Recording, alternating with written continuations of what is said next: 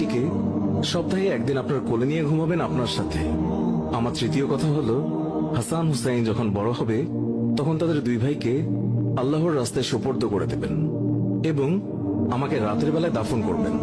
হযরত আলী রাদিয়াল্লাহু তাআলা আনহু বললেন, তুমি নবীর মেয়ে, আমি সবখানে খবর দিয়ে তোমায় দাফন করব, এতে সমস্যা কি? হযরত ফাতেমা রাদিয়াল্লাহু তাআলা আনহা তিনি এর উত্তরে বললেন, আমার কাফনের উপর দিয়ে সবাই অনুমান করবে নবীর মেয়ে কতটুকু লম্বা ছিল, কতটুকু স্বাস্থ্যবান ছিল, এতে আমার পর্দা ভঙ্গ হবে।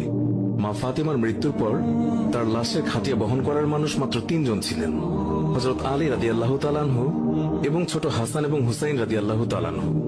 হযরত আলী ভাবছেন যে লাশের খাটিয়া বহন করার আরো একজনের প্রয়োজন হবে, তাহলে 4 কোণায় 4 জন কাঁধে নিতে পারবেন।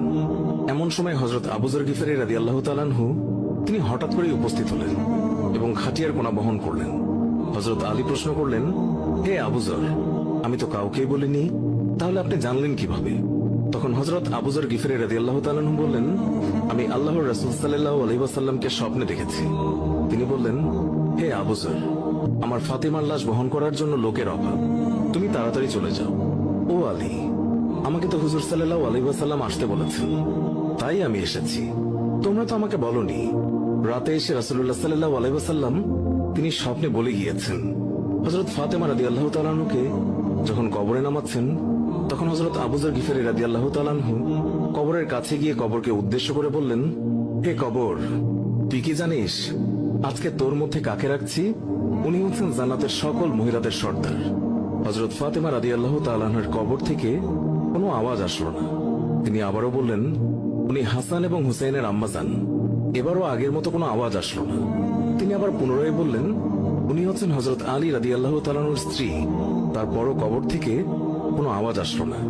তিনি আবার বললেন, এটি দুজাহানের বাদশার মেয়ে, খবরদার বেয়াদবি করবি না। আল্লাহ তাআলা তখন কবরের জবান খুলে দিলেন। কবর বলল, আমি অন্ধকার ঘর, আমি সাপ বিচ্ছুর ঘর, আমি এমন একটি ঘর যার মধ্যে কোনো বংশ পরিচয় কাজ হয় না।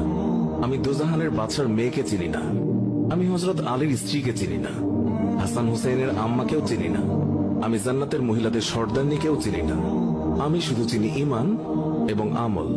আমার মধ্যে যদি কেউ ভালো আমল নিয়ে আসে তাকে আমি কবরে জান্নাতের বিছানা বিছিয়ে দেব, আর যদি কেউ খারাপ আমল নিয়ে আসে তাকে আমি কবরের 2 দিক থেকে এমন জোরে চাপ দেব যে হাড় মাংস মাটি